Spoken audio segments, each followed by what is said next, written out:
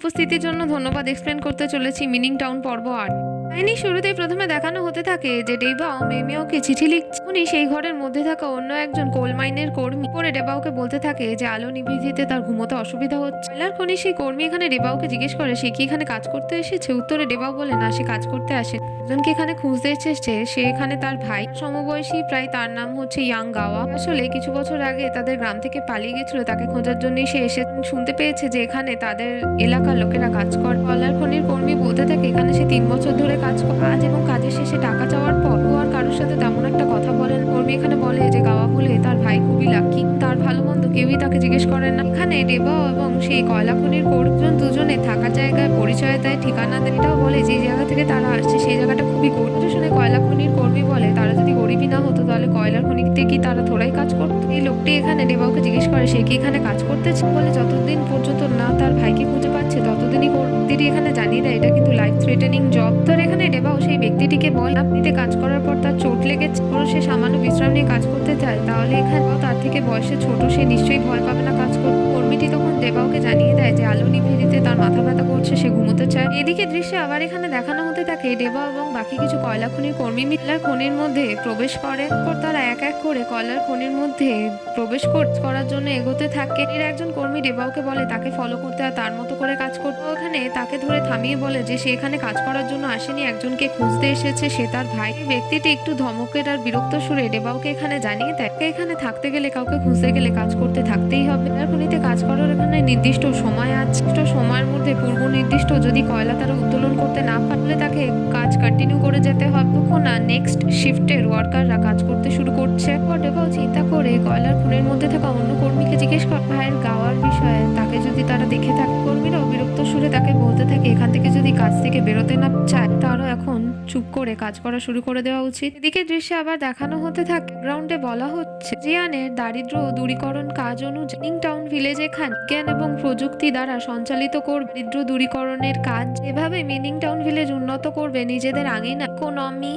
এই কাজের জন্য বিশেষভাবে চেনজিন ইনভাইট করেছিল খ্যাত ফাঙ্গাস তৈরির প্রফেসর ইনয়াংকে। কারণ যেহেতু এখানে ফুজিয়ান খ্যাত ভাবে আছে পরিচয় প্রফেসরকে ফাঙ্গাস ঘাস তৈরি করা এবং তার দিন ফসলের কাল্টিভেশন করার জন্য চেনজিন এখানে চাইছে যাতে প্রফেসর তাদের গ্রামের লোকেদেরও সাহায্য করতে। পুনর্বসতি হয়ে আসা লোকেদের বাইরে না যেতে হয়, বেশখানেই তারা মাশরুম এবং অন্যান্য জিনিস আরো ভালোভাবে চাষ করতে পারে। আবহাওয়া এবং মাটিকে নিজেদের ফরে এনে এদিকে দৃশ্যে আবার দেখানো হতে থাকে যে প্রফেসর লিন ইয়াং ছাত্র হুয়াংকে নিয়ে ভূমির একটা জায়গার মধ্যে ফাঙ্গাস ঘাসের বীজ দিয়ে বড় ঘাস এবং অন্যান্য বড় গুল্ম প্রতিস্থাপিত করেছে। এখানে তার ছাত্রকে ডেকে বলছে যে এগুলো কত ভালোভাবে গ্রো করেছে, এগুলো ভবিষ্যতে যখন ঢালি ঝড় হবে মাটি ক্ষয়ের প্রত্যেকটা জিনিসকে আটকাবে, এখানে ভালোভাবে অনুকূল করবে। শেকড়গুলো মাটির নিচে গভীর অব্দি গেছে, এমনকি হলুদ নদীর ক্ষয় পর্যন্ত আটকা, এখান থেকে জল বেরিয়ে যাওয়া পর্যন্ত রোধ করবে। প্রফেসর লিংলিয়াং এর ছাত্র এখানে প্রফেসরকে বলতে থাকে ঘাস দিয়ে তারা চাষ করে দেখতে চেয়েছিলেন নিংশিয়ার মধ্যে তারা ভালোভাবে মাশরুম চাষ করতে পারত, তার ফলাফল যে এত ভালো। এখানে এগুলো মাটি ক্ষয় প্রতিরোধ করবে, আবহাওয়া ধুলোবালি ঝড় আটকাবে, প্রকৃতি নিজের অনুকূল করবে। এই বিষয়গুলো কখনোই তারা ভাবতে পারেনি। ফলে সে বলে তার প্রফেসরকে নতুন একটা সাবজেক্টে অ্যাপ্লাই করতে অডিশনে লিখ। দিকে দৃশ্য আবার দেখানো হতে থাকে যে চেনজিন চ্যাং চলে এসেছে প্রফেসর লিনিয়াং এর কাছে। এখানে দুজনকে অভিবাদন জানায়, স্বাগত করে। প্রফেসর লিনিয়াং এখানে চেনজিন চ্যাংকে বলাকে ভীষণভাবে সাহায্য করেছিল ফাঙ্গাস ঘাসের গুলো সামলিয়ে রাখার জন্য, এখন সে এইভাবে এখন কাজ করতে পারছে। চেনজিনও বলে যে তার ট্রেন ছেড়ে চলে গেছিল, জিনিসপত্রগুলো কন্ডাক্টরকে প্রফেসর দিয়ে দিয়েছিল, এখানেও তার প্রচুর লস হয়েছে, তার জন্য সে তাকে ধন্যবাদ জানায়। প্রফেসর এখানে লিন ইয়াং জিজ্ঞেস করে চেনজিন চ্যাং হাজিজি বিভাগে কাজ করতে গিয়েছে। এখানে চেনজিন চ্যাং জানায় যে সে এখন হাজিজি বিভাগ এই সেটের মধ্যে পড়ে। শুনে প্রফেসর লিন ইয়াং এখানে বলে হ্যাঁ তার মনে পড়ে দূরীকরণের জন্য যেই ম্যাডাম মাথায় আছে এই কাজ মিস উ বলেছি কথাটা তাকে এখন তার মনে পড়েছে। জিন চ্যাং এখানে প্রথমে জানতে চায় সেই বলে ছেলেটির পরিচয় এখানে কোথা থেকে আসছে। ওয়াং বলে ছেলেটি বলে যে সে হ্যাংজাও নামের জায়গা থেকে আসছে, সেখানে সে ফেলো ভিলেজার। প্রফেসর লিনিয়াং এখানে নতুন লাগানো ঘাসগুলো দেখিয়ে জিনস্যাংকে বলতে থাকে এই ঘাসগুলো অনেক ভালো, শুধুমাত্র কাল্টিভেশনের জন্য নয়, ফসলগুলো ঝড়বাড়ি এগুলো প্রতিরোধ করতে পারে, ক্ষয়ও প্রতিরোধ করতে পারে। এই জিনিসগুলো সফলভাবে তারা মরুভূমিতেও প্ল্যান্ট করতে পেরেছে। এদিকে দৃশ্যে আবার দেখানো হতে থাকে যে প্রফেসর আর চেনজিন চ্যাং দুজনে মিলে কথা বলতে বসে। মানে চেনজিন চ্যাং বলতে শুরু করে এখানে সে প্রফেসরকে ইনভাইট করতে টাউন ভিলেজে তার সাথে গিয়ে সেখানে কৃষকদের বোঝা ফাঙ্গাস ঘাস দিয়ে কি করে তারা মাশরুম চাষ করতে পারে। এর ফলে তাদের আর বাইরে গিয়ে কাজ করতে যেতে হবে না। মাশরুম অন্যান্য ফসলের তুলনায় কম খরচে কম যত্নে প্রতিপালিত করা যায়। পরে প্রফেসর এখানে ইয়াং চেনজিন স্যাংকে বলতে শুরু করে এখানে সে পভার্টি রিলিফের হেড মিস উ এর সাথে এই বিষয়ে কথা বলে ফাঙ্গাস ঘাস সবে মাত্র প্ল্যান করা হয়েছে, সামান্যতম সফলতা দেখা গেছে, কিন্তু সেইগুলো দিয়ে মাশরুম চাষ করতে হবে সফল হওয়া যাবে কিনা এখনো সেই বিষয়ে ধারণা হয়নি। কিছু বিষয় আগে তার এক্সপেরিমেন্ট করে দেখতে হবে। স্কেলের মধ্যে সাকসেস না পাওয়া পর্যন্ত লিকের মধ্যে এই জিনিসগুলো ছড়িয়ে দেওয়া যাবে না, কারণ এটা প্র্যাকটিক্যাল সায়েন্সের বেসিক মেথডের মধ্যে পড়ে। ফাঙ্গাস ঘাস ছাড়া কোনোভাবে মরুভূমির মধ্যে কিছু ফসল বা যাবতীয় প্ল্যান্ট করা যাবে না। প্রফেসর লিন ইয়াং এখানে বলতে থাকে চেনজিন স্যাং দারিদ্র দূরীকরণের গ্রুপকে সে প্রমিস করেছে, এখানে এখন দেখতে পাচ্ছে ফাঙ্গাস ঘাস সে চাষ করে এখানে 1 বছর বাদে তারা মাশরুম চাষ করে দেখতে পারে, কিন্তু এখন সেটা হবে না। প্রফেসর লিন ইয়াং এখানে চেনজিন স্যাংকে বলতে থাকে শিয়ার মাটিতে তারা ফাঙ্গাস ঘাস দিয়ে মাশরুম চাষ করার পরীক্ষা নিরীক্ষার মাধ্যমে মরুভূমির নির্দিষ্ট পরিস্থিতিও যাচাই করবে। ততক্ষণ না এই বিষয়গুলো সম্পন্ন হচ্ছে যথাযথভাবে তখন তারা কিছু টেকনিশিয়ানদের চাকরি করার মাধ্যমে টেকনিশিয়ানদের যে বৃদ্ধি করতে থাকবে। জিনস্যাং এখানে বলতে থাকে যে মিস ইউ এর সাথে সে কথা বলেছে, জানিয়েছে যে তাদের প্রত্যেককে খুব স্ট্রিক্ট ভাবে রকমের পদ্ধতি ফলো করতে হবে। প্রফেসর এখানে লিন ইয়াং নাম করা ছিল ফুজিয়ান ফাঙ্গাস ঘাস দিয়ে মাশরুম চাষ করার জন্য, কারণ এর আগে এই বিষয়টা নির্ভর করতে হতো বনে জঙ্গলের গাছের কাঠের ওপর। তো প্রফেসরের এই আবিষ্কার হওয়ার পর অনেকদিন খোঁজে এবং গণমাধ্যমে জিনিসপত্রগুলো বেরিয়েছিল। এই বিষয়ে বিদেশের লোকেরাও তার কাছ থেকে শিখতে এসেছে। এই বিষয়টা নিয়ে এতটাই সে বিখ্যাত। প্রফেসর এখানে লিন ইয়াং জানায় যে এটা এমন কোনো বড় বিষয় না, সময় আসলে হাই ডিমান্ডের মধ্যে ছিল কাঠ প্রতিরোধকারী ছত্রাক, তাই সেই কাজটা করেছিল। মানুষ ডেভেলপমেন্টের জন্য অবাধভাবে জঙ্গল কেটে সাফ করে দিচ্ছিল। জিয়ানের মতো ডেভেলপড এরিয়ার এখন প্রকৃতিকে নিজে হাতে ধ্বংস করলে প্রকৃতিও যেভাবে থাকবে এটাই তো স্বাভাবিক। তো প্রকৃতি ধ্বংস করে মানুষ নিজের ধ্বংস টেনে এনেছে। প্রফেসর তখন শুধুমাত্র বিষয়টা প্রচেষ্টা করেছে বাস্তুতন্ত্রকে প্রোটেক্ট করার জন্য। জিনস্যাং এখানে প্রফেসর লিন ইয়াংকে বলতে থাকে তার সমস্ত কথা সে মেনে নিচ্ছে, এগুলো সবটা সত্যি। তো এটাও তো ভালো হয় যে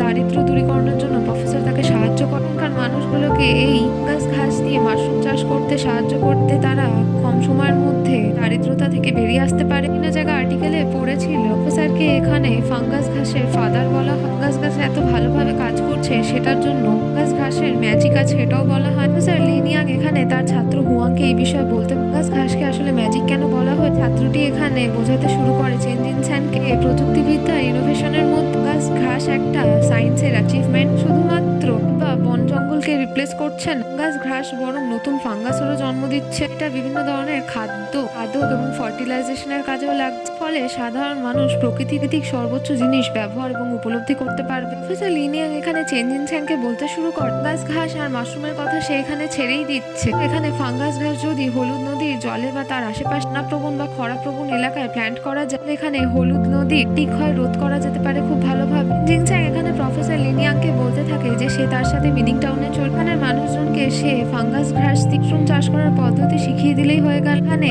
তাহলে প্রফেসরের রিসার্চও চলতে থাকবে এবং দূরীকরণও এখানে সে সাহায্য করে দেবে। জিনস্যাং এখানে আবার বলতে থাকে সে এটাও খুব ভালো মতো জানে যে এটা এবং গমের ডাটা দিয়ে ওখানে চাষ খুব ভালোভাবে করা যায়। প্রফেসর লিন ইয়াং এখানে বলতে থাকে জিনস্যাং জিয়ানে তারা ফাঙ্গাস ঘাস দিয়ে মাশরুম চাষ করতে সফল হয়েছে। এই মরুভূমিতে সবেমাত্র তারা রিসার্চ শুরু করে। আবহাওয়া, মাটি, আর্দ্রতা, যে তেজ সব রকমই আলাদা। কোনো রকমের পরীক্ষা নিরীক্ষা বা তথ্য ছাড়াও লার্জ স্কেলে সমস্ত জিনিসপত্র এগিয়ে নিয়ে যাওয়া সম্ভব না। জিনস্যাং এখানে আবার বলতে থাকে প্রফেসর লিন ইয়াংকে national poverty relief project town ভিলেজের ওপর দাঁড়িয়ে পশ্চিম নীতির চাবিকাঠি এটা সরকার এবং ফুজিয়ান প্রদেশ মিলে নিয়েছে। সকল মানুষেরা জিহাইগু থেকে এসে জিনটান ভিলেজ এবং আশেপাশের সাথে বসতি স্থাপন করেছে বন্ধা মরুভূমির ওপর। সকল মানুষদের সাফল্যের শিখর মাটিতে প্রবেশ করানোর আগে ধনী হয়ে উঠে পরিস্থিতি সামলানোর আগে দ্রুত তাদের এখানে দূরীকরণ করতেই হবে। স্যার লিন ইয়াং এখানে বলতে থাকে জিনস্যাং কাজগুলো এবং দায়িত্বগুলো সমস্তটাই জিনস্যাং এর ওগুলো করে সে নিজে অ্যাচিভ করতে চায়, নিজে প্রমোশন করতে চায়। এভাবে সে তার প্রফেসরকে নিজের দিকে টানতে পারে না। স্যার এখানে জিনস্যাংকে বলতে থাকে এগুলো আইন কানুনের বিরুদ্ধে যাবে, তাই সে এরকম কোনো কাজই করবে না। জিনস্যাং যে এখানে ছাত্র হয়ে তার উপর ট্রিক করার চেষ্টা করছে সেগুলো সে বুঝতে পারছে। জিনস্যাং এখানে বলতে থাকে প্রফেসর লিন ইয়াংকে চাষের কথা এখানে এই সিদ্ধান্তে তারা এই জন্যই এসেছে, এটা চাষ করা খুবই সহজ, কম খরচে হয় এবং খুব তাড়াতাড়ি বড় হয়ে যায়। প্রফেসর লিন ইয়াং এখানে আবার বলতে থাকে জিনস্যাং সে এই বিষয়ে বলেছিল গাছ ঘাস দিয়ে মাশরুম চাষ করার কারণে সিদ্ধান্তটা এটাই যে সাথে জনগণের তো এখানে তারা ঘাড়ে তুলে নিচ্ছে। স্যার বলে যদি চেন জিনস্যাংয়ের কথা সে এখানে ধরেও ভবিষ্যতে এই বিষয়টা এফেক্ট করবে।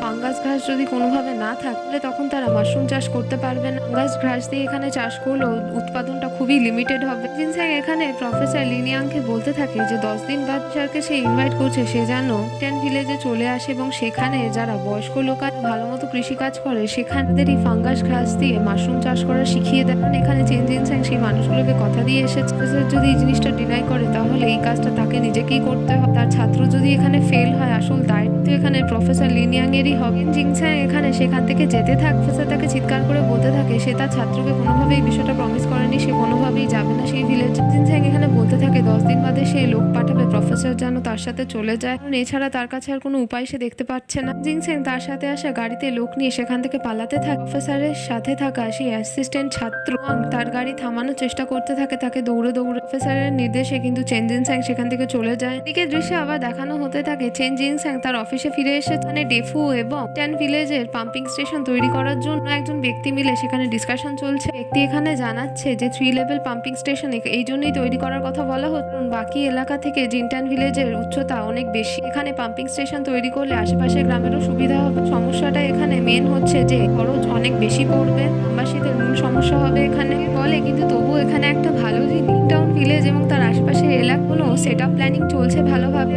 পাম্পিং স্টেশন এখানে আন্ডার প্ল্যানিং এর মধ্যেই আছে। একবার সেটা ভালোভাবে তৈরি হয়ে গেলে বাড়তে থাকা পপুলেশন এবং জলের কম ভালোভাবে দূর হয়ে যাবে এবং জিনট্যান ভিলেজ এবং তার আশেপাশের গ্রামে যোগ্য জমির মধ্যে খুব সহজভাবে একেবারে চলে যাবে জল। সরকারি কর্মী বলতে থাকে ডেফুকে একবার প্ল্যানিং এবং অর্ডার ঠিক হয়ে গেছে দায়িত্ব তারপর তার নিজের ঘাড়ে চলে আসবে। এটাও বলে দেয় যে গ্রামের লোকেদের ভালোভাবে ডেফুকে বোঝাতে হবে। কুয়ানিয়াংয়ে এই 3 লেভেল পাম্পিং স্টেশন প্রতিস্থাপিত করার জন্য তাদের কিন্তু খরচ একটু বেশি পড়তে চলেছে। বলে মনে হয় সে তার গ্রামের লোকেদের মানিয়ে নিতে পারবে, কারণ যখন তারা চাষের জন্য সেচের জল পাক পার্সোনাল ব্যবহারের জন্য জল পাবে ততক্ষণ গ্রামের লোকেরা রাজি থাকবে। তো একটু কম বেশি দনমনো হতে পারে কিন্তু রাজি হয়ে যাবে। জিনস্যাং এখানে ডেফু এবং সেই সরকারি আধিকারিককে এটা জানাতে বললেন ডেফু এবং সেই আধিকারিক যেন বাকি গ্রামবাসীদের জানিয়ে 10 দিনের মাথায় সে তার প্রফেসর ইয়াংকে ইনভাইট করে এসেছে। সে গ্রামবাসীদের ভালোভাবে মাশরুম চাষ করা শেখাতে এখান থেকে বাইরে না বেরিয়ে এখানের লোকেদের আশেপাশে থেকে ভালোভাবে অর্থ উপার্জন করতে পারে। এদিকে দৃশ্য আবার দেখানো হতে থাকে দেবাও যে কয়লার খনিতে কাজ করছে। খনির মধ্যে ব্লাস্ট করার পর ধস নামে কয়লার এবং তার কর্মীরা গিয়ে সেখানে কাজ করতে শুরু করলে ধুমধাম করে আবার তাদের উপর ধস নেমে যায়। কর্মী এখানে খুব খারাপভাবে আহত হয়। এখানে সামান্যতম চোট লাগতো, কোনো ধরনের বড় আঘাত লাগে না। এখনো পর্যন্ত সে কোনোভাবে গাওয়াকে খুঁজে পায়নি, এর জন্য তার নিজের মনও খুব খারাপ হয়ে আছে।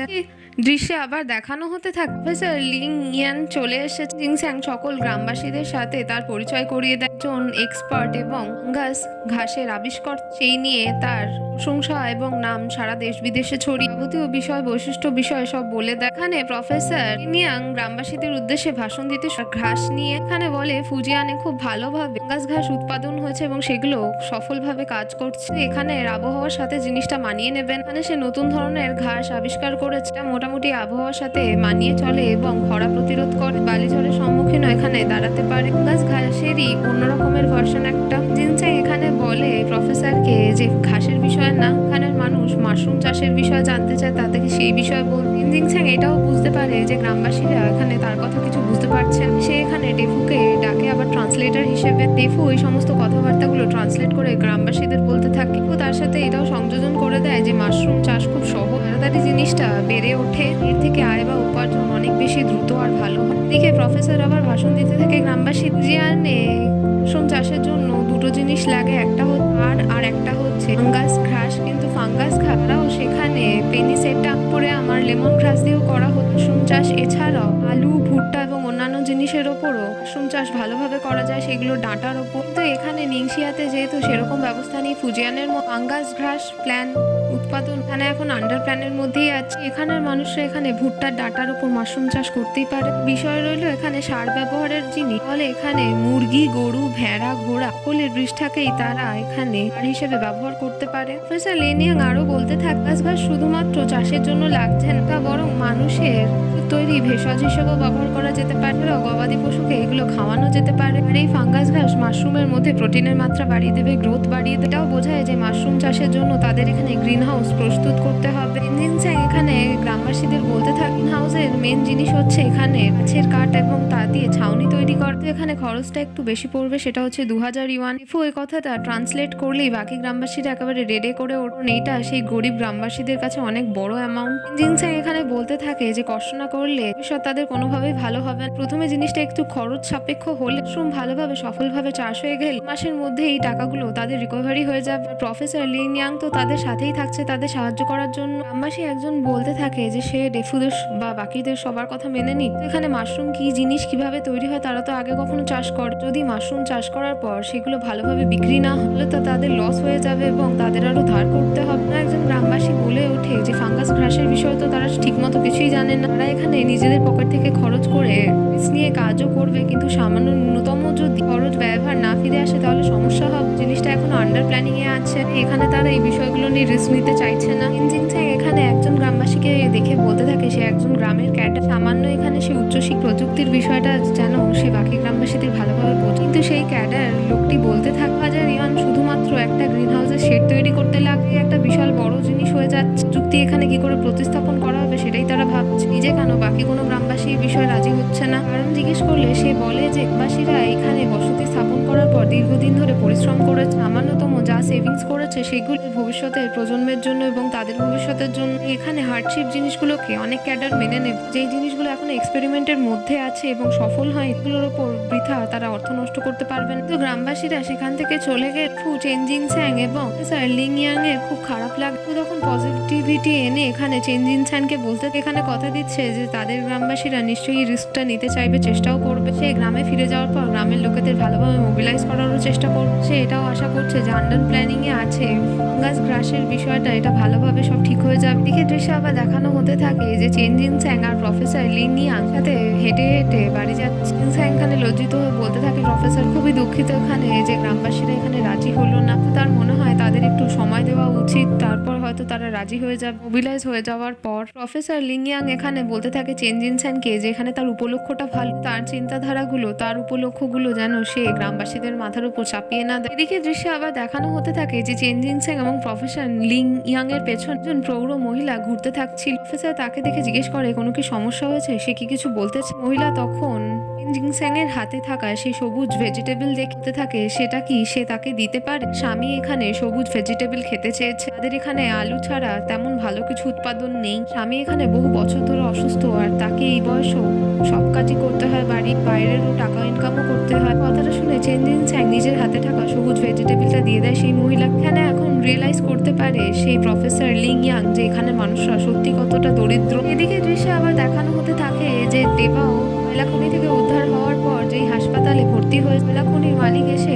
তাকে কিছু টাকা দিয়ে বলতে থাকে যে রিকভারি হয়ে যাওয়ার পর সে যেন তার বাড়ি ফিরে যায়। এখানে কয়লাখনিতে কাজ করার উপযুক্ত সে নয়। কথাটা শুনে সম্মতি দেয় এবং তার মনে মনে ভীষণ দুঃখ হয় যে তার ভাইকে সে এখনো খুঁজে পায়নি। এদিকে দৃশ্যে আবার দেখানো হতে থাকে যে মেমিয়াও যে ইজিয়ানের ইলেকট্রনিক্সের কারখানায় কাজ করে সেখানে ইজুয়ান বলে একটা মেয়েকে একজন ব্যক্তি চিঠি দিয়ে গেছিল, সে আবার চিঠি দিয়েছে আর সেটা কাজের ফাঁকে সে লুকিয়ে লুকিয়ে পড়তো। অন্য একজন তার সামনে বসে থাকে তাকে টিস করে বলছে এর থেকে দেখতে বেশি সুন্দর হয়ে গেছে, তাই অন্য একজনের প্রণয়ে সে আবদ্ধ হয়েছে। পাশের একজন মহিলাই বলতে থাকে যে আগের থেকে বেশি ফর্সা লাগছে এখন ওয়াইজুয়ানকে। এখানে ব্যবহার করার সেই ময়শ্চারাইজার ক্রিম হয়তো ভালো স্কিন কেয়ার করছে। এখানে ওয়ার্কশপের হেড ম্যাডাম সেই বিষয়টা লক্ষ্য করেন। সেদিকে আসতে গেলেই ওয়াইজুয়ান এবং বাকিরা আরো ভালোভাবে কাজ করতে শুরু করে। এখানে ওয়াইজুয়ানের সামনে এসে তাকে সিট থেকে উঠিয়ে দেয় এবং সেই কাজটা ভালোভাবে করে দেখায় ওয়াইজুয়ান আর বাকি সব। সে উঠে দাঁড়িয়ে হাজিজি বিভাগের সব মেয়েদের বলতে থাকে ফলো করে তার পেছনে আসতে, সে কিছু কথা বলতে। এদিকে দৃশ্যে আবার দেখানো হতে থাকে সেই ওয়ার্কশপের হেড মহিলা সকল হাজিজি বিভাগের মেয়েদের বলতে থাকে দীর্ঘদিন ধরে দেখছে তারা ভালো মতো তাদের কাজ স্পিড আপ করছে না, মন দিয়ে এখানে কাজ করতে। বেশিরভাগ তারা রূপচর্চা, ভালোবাসা, বিবাহ এইসব নিয়ে চিন্তা করছে। এখানে সে বলতে চাইছে তাদের অ্যাসেম্বলি লাইন ছেড়ে দিয়ে ফিরে যাওয়া উচিত। মেয়ে ওখানে বলতে থাকে তারা তাদের কাজের মধ্যে গতি আনবে আর ভালোভাবে করবে। ওয়ার্কশপে সেই হেড মহিলা বলতে থাকে এই বিষয় নিয়ে সে কোনোভাবে কনভিন্স না। একটা জিনিস করা যেতে পারে, সে এখানে পরীক্ষা করে দেখতে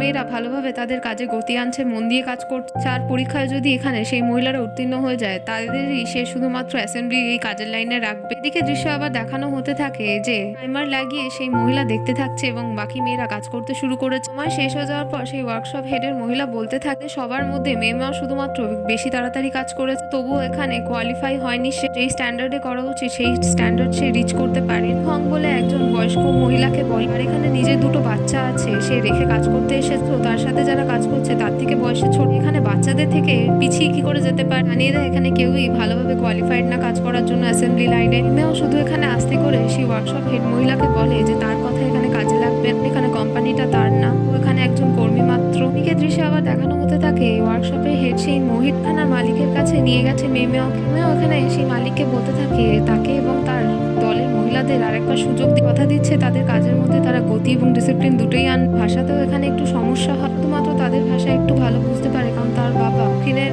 থেকে কাজ করেছে, তাই সে সেখানের ভাষা ওয়ার্কশপের হেড সেই মহিলা বলতে থাকে মেয়েকে এতেও তো তারা ফেলই করে, এটাকে তারা কজ হিসেবে দেখাচ্ছে, তাদের দ্বিতীয়বার সুযোগ দেওয়া উচিত। ওখানে বলতে থাকে তাদের যে ওয়ার্কশপের হেড মহিলা ভাষাটা খুবই কড়া, তাদের বুঝতে যেহেতু অসুবিধা চেষ্টা করছে ধীরে ধীরে মানিয়ে নেওয়া। ওখানে আবার বলতে থাকে মালিক যে শুরুর দিকে তারা এই জিনিসটা জানতো না, তাদের এই পরীক্ষাগুলো পাশ করতে হবে, এগুলো আজকে তাদের এই ওয়ার্কশপের ম্যাডাম নিয়েছে। যদি জানতো তারা খাওয়া দাওয়া এবং ঘুমও ত্যাগ করে দিত, ভালোভাবে কাজ করার চেষ্টা করতো। ওখানে উদাহরণস্বরূপ কুই হং সেই মহিলার কথা বলতে শুরু করে, স্বামী মারা গেছে এবং দুটো বাচ্চাকে সে একা বড় করছে, বাড়িতে রেখে এসে অনেক দূরে এসে সে কাজ করছে। উনি আবার ওয়ার্কশপের মহিলা মেমেয়ার কথা কেটে বলতে থাকে এখানে শুধু এই বিষয়টা নিয়ে সিম্পাথাইজ হলে হবে না, সবে বড় কারখানা ভালোভাবে তাকিয়ে যেন তাকে দেখতে মানুষ এখানে এসেছে যে তাদের ফ্যামিলিতে তাদের টাকা কন্ট্রিবিউট করতে হয় না, প্রত্যেকের ওপরই তাদের পরিবারের কিছু না কিছু দায়িত্ব থাকে। এখানে যদি ভালোভাবে তারা কাজ করে, যে স্কিলগুলোকে বাড়ায়, স্ট্যান্ডার্ড নির্ধারণ করা হয়েছে সেটা ম্যাচ করে বলে আর কোনো কথা থাকে না, ছোটখাটো কথাগুলো দিয়ে কোনোভাবেই তারা এক্সকিউজ দেখাতে পারে না। কোম্পানির মালিক এখানে মেমেওকে বলতে থাকে এখানে হার্ডওয়ার্ক করবে সে সব বুঝতে পারছে, কিন্তু এফিসিয়েন্সিটা এখানে খুবই দরকার। নির্ধারিত সময়ের মধ্যে যথাযথভাবে স্ট্যান্ডার্ড মেনটেন করে কাজ করতে পারি। সে মেমেওকে বলে কাজে চলে যেতে আর বাকি মেয়েদের ওই কথাটা বুঝিয়ে দিতে। শপের হেড ডিরেক্টর সেই মহিলাকে বলতে থাকে কারখানার মালিক 2 বছর ধরে বলে আসছে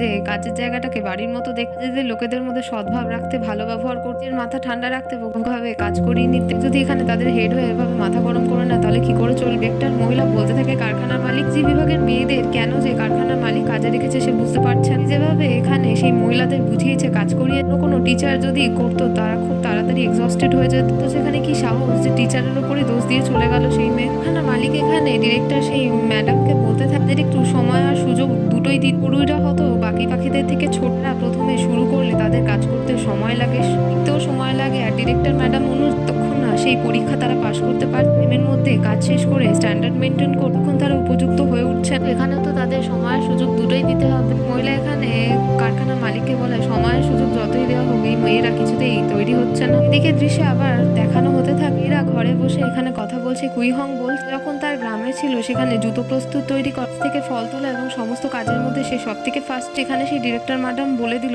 সে তাদের সাথে থাকা বাচ্চা মেয়েদের থেকেও স্লো কাজ করে। একজন মেয়ে বলে যে তারা আর কি করতে পারে, তারা তো ভালোভাবে চেষ্টা করছে, করেই তো তারা একেবারে স্কিলফুল হয়ে যেতে পারে না। একজন বলে যে মেমেও তাদের জন্য সময় চেয়ে এনেছে, ঠিক তো এখানে সেই ডিরেক্টর ম্যাডাম তাদের উপর চটে গেছে, হয়তো ভবিষ্যতে তাদের এগেনস্টেই যাবে। মেমেয়ারও এই কথাবার্তাগুলো শুনে তার খুব খারাপ লাগে, তার মনে দুঃখ হয়। এদিকে ঘর থেকে উঠে ব্যালকনিতে চলে যায় এবং সেখানে দাঁড়িয়ে তার বাবার চিঠি পড়তে থাকে। শিক্ষক বেই অর্থাৎ মেমেয়ার বাবা তার চিঠিতে লিখে মেয়ে এখান থেকে যাওয়ার আগে তার মেয়ের সাথে সে ভালোভাবে কথাবার্তা বলতে পারেনি, তাকে বোঝাতে পারে, এই জিনিসটা তাই চিঠিতে লিখেছে জানাচ্ছে। এখানে প্রথমবার দূরে যাচ্ছে বাড়ি থেকে, বাবার সাথে যেন সৎভাবে ভালোভাবে থাকে, প্রয়োজনে সাহায্য করে এবং সাহায্য চেয়েও না, ভালোভাবে খাওয়া আর ঘুম যেন করে, কোনোভাবেই যেন চঞ্চল দুষ্টু মেয়ে না হয়ে যায়, লোভী না হয়ে ওঠে, মন যেন প্রথমের মতোই উদার ভালো রাখে। এদিকে দৃশ্য আবার দেখানো হতে থাকে ইকুয়ানিয়াং। এখানে জিওয়ের তার ফ্যামিলি নতুন বাড়ি যা তৈরি হয়েছে সেটা শুকিয়ে গেছে, রোদের তাপে নতুন বাড়ির দিকে শিফট হচ্ছে। তখনই সেখানে ডেফু উপস্থিত হলে দেখতে পায়, সে এগিয়ে গিয়ে তার পরিবারকে সাহায্য করতে থাকে। ফু বলে যে তার বাড়ি তাড়াতাড়ি শুকিয়ে গেছে এবং তারা একসাথে থাকতে যাচ্ছে, এটা দেখে তার খুব ভালো লাগছে। জিউয়ে ডেফুর কথাতে উত্তর দিয়ে বলে সুইহুয়া আর তার বর ইউংফুদের মেয়ে জিয়াওয়ানকে নিয়ে গতকালই চলে গেছে এবং আজকে তারা যা বাড়িগুলো তাড়াতাড়ি তৈরি হলে সবাই একসাথে থাকতে পারবে। পরে এখানে মাথা ঘুরিয়ে পেছনে জিউয়ে দেখতে পায় যে দূর থেকে